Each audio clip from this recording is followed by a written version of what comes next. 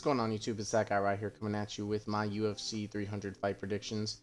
Different type of video here. Usually do football or baseball content, but I want to switch it up a little bit to something that I enjoy. So if you enjoy this video, give it a thumbs up. Probably going to do this for the rest of the pay-per-views going forward.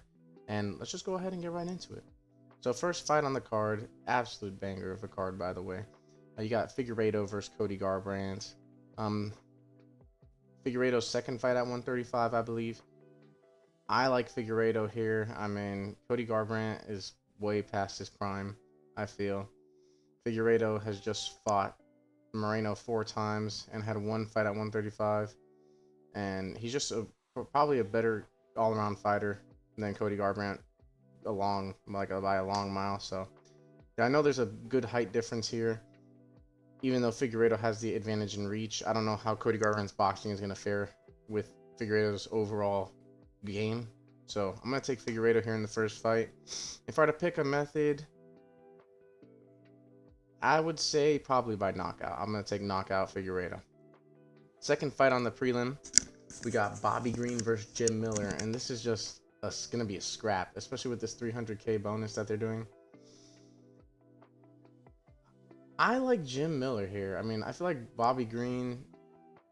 Jim Miller, I know I just said I feel like Bobby Green, but I feel like Jim Miller is going to definitely come with something different. Like, it's just a gut feeling. Like, this fight's going to be just a straight boxing match, a straight scrap. But I do like Jim Miller here just because I think he has a little bit more power than Bobby Green does left in the tank. And, you know, he's the most winningest fighter in the UFC, in the UFC's history. So due to that, I'm going to have Jim Miller by knockout against Bobby Green. Next fight, we got Jessica Andrade versus Marina Rodriguez. I like Andrade here. She's low-key a dog. And I know she's lost a lot of fights, but don't let that fool you. She's very skilled in the striking game. And I just think her striking is going to be a problem for Marina Rodriguez here. And for that reason, I have Jessica Andrade. And then the last fight of the early prelims, I feel like this is a really, really good fight at lightweight. You got Jalen Turner versus Renato Moicano. Again, these are two guys that are going to scrap it out.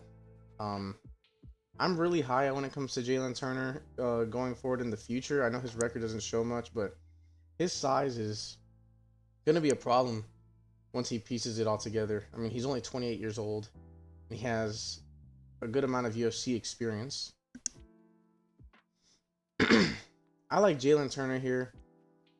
I know I didn't pick a way for the fight to end the last one, but this, I would say Jalen Turner by decision. I think these two are going to just absolutely go at it. Especially Money Moicano. I mean, I like him a lot, but look at the size that Jalen Turner has. He has a 5-inch reach advantage. He has like 5 inches of height on him. I like Jalen Turner in this matchup. To start off the prelims, we've got Sodiq Yusuff versus Diego Lopez. The fan in me is just going to say Diego Lopez. I mean, his first fight against Ivoliev, I believe is how you say his name. That fight was insane. He almost won that fight. He almost submitted him. I thought he was going to break his leg. Diego Lopez is a really good jiu-jitsu practitioner, and his striking is very, very underrated. Sodiq Yusuff is very skilled, but I think Diego Lopez, again, this is just like fighter mentality thought, but he just got that dog in him. Like, I know I've said that so much. It's so basic to say, but I really like Diego Lopez. I think he's going to be a really good fighter in the featherweight division, and that's why I'm going to take him. Moving forward, Holly Holm versus Kayla Harrison. Kayla Harrison's UFC debut. I got Kayla Harrison. I mean, I wish Holly Holm could pull it off, you know, show that the UFC still got it.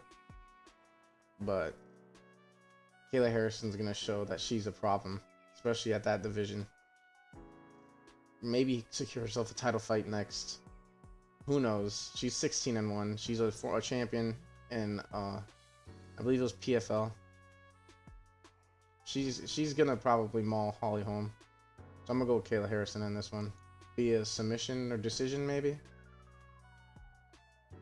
Next fight, you got Calvin Kattar versus Aljo.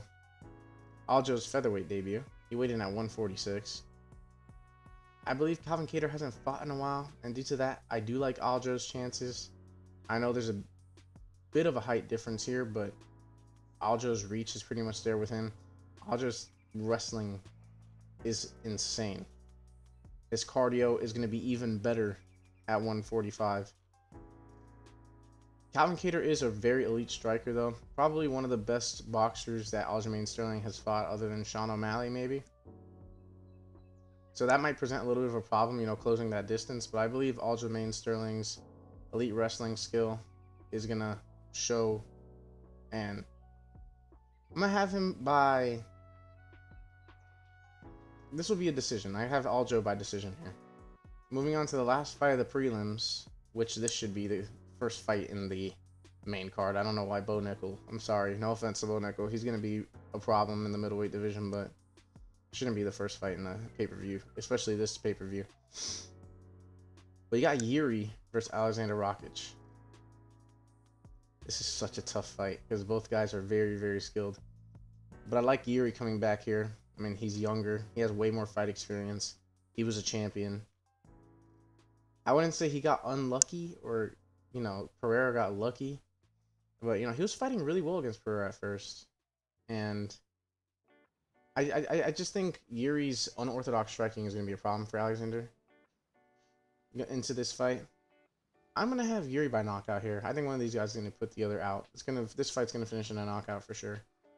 But I'm going to go Yuri here. He's had 5-round experience. So that's going to be my pick there, Yuri Prochazka. And that seals up the prelims. Now going into the main card. We got Bo Nickel versus Cody Brundage. No offense, Cody Brundage. I'm sorry. I'm sure you're a great guy. They're just feeding Bo Nickel anything just to get his hype up. Nobody really likes him. Nobody really liked him. I don't really care. Like, I think he's really skilled. I think he's gonna be good. They're just trying to shoot him up. I mean, and he deserves it. He's a very skilled wrestler, and I think he's gonna win here by submission. I mean, Cody Brundage has a pretty decent takedown defense, right? And he's pretty good at takedowns himself, but Bo Nickel, different level. I got Bo Nickel here. Not really much to say. The fight of the people right here. This is what people are dying to see, especially me. I can't bet against Charles here. I got Charles against Arman Tsarukyan. The reason I'm picking Charles, other than being a massive fanboy, everybody that has been thrown to Charles that's supposedly going to beat him has lost, tragically. Look at Beneil Dariush, look at Justin Gaethje, look at Dustin Poirier. Charles Oliveira is just on a different level now. He's in a different mentality. And he, in my opinion, other than Islam, is the most complete fighter in the lightweight division. He's the only person, in my opinion, that could beat Islam right now. And we saw how that fight went. That just goes to show the level that Islam is. I really like Charles here. I think he's going to get it done by submission here. He's probably going to drop Arman, get a good position, and submit him. And Arman's the future, for sure, but I really like Charles here. And we got the people's main event for the BMF title. Justin Gaethje versus Max Holloway. This fight is going to be insane. I wish it was 5 rounds. We're only getting 3, I think. I like Justin Gaethje here. Max Holloway's been up to lightweight before, fought Dustin Poirier. Put up a really, really good fight. But I just think the power of Justin Gaethje is going to be a big problem for Max. And also the size. I mean, as much as they're the same height and stuff like that, it's like it's a different size. Justin Gaethje's been a 155er for a long time. He's a natural 155er. The other thing is, I don't think there's a shot that Max Holloway puts out Justin Gaethje. He doesn't have that 155 power. Dustin Poirier almost knocked out Max Holloway in the first round. Rewatch that fight. I think Justin Gaethje, this is a bold prediction. I think Max Holloway's chin finally gets cracked. Justin Gaethje by knockout here. Maybe 2nd round, 3rd round. I mean, that's no disrespect to Max Holloway. How much damage could you take? Like, seriously. But I got Justin Gaethje here by knockout. That's a big... I know I've been taking a lot of favorites, but that's a big underdog bet, I'm sure. So, I would hammer that Justin Gaethje knockout line. Bold, but I just have a gut feeling here. And lastly, you got not lastly, you got Weili versus Yan. I got Weili here. She's probably the most complete women's fighter right now. She could do it all. She's so explosive and electric, and just an explosive athlete overall. She's got good wrestling. She's got good jiu-jitsu. She's got good striking. I mean, you saw that Joanna Jędrzejczyk knockout. Absolutely insane. And I just think she gets it done here and defends the title. 25-3 for her. And we're going to cap it off with the main event here. Alex Pereira versus Jamal Hill. People are sleeping. I think this is going to be a really good main event. Two strikers going at it toe-to-toe. But you don't want to strike with Peloton. So I got Alex Pereira here. I mean, they're literally similar. Look at that. Same height, same reach. One's a southpaw, one's an orthodox. I think Pereira could switch. I like Alex here. I think he's going to knock out Jamal Hill. His power is absolutely insane. And I've been saying this for a while. It's not on YouTube. But I think Alex Pereira might be the first 3-division champion just because of how, like, his pure power could put out heavyweights. Like, he could put out anybody. I think he's going to put out Jamal Hill here. And depending on what happens with John Jones, Tom Aspinall, I think that Alex Pereira can move up to heavyweight eventually.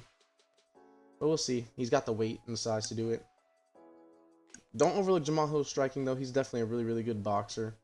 I just think Alex Pereira is on a different level. Those leg kicks are going to be a big problem. And those hands, I mean, once he starts letting them fly, it's going to be a problem. But alright, guys, I appreciate you guys watching. Let me know what you think down below. Who you think's going to win? Who you think, whether you agree with any of these takes or not.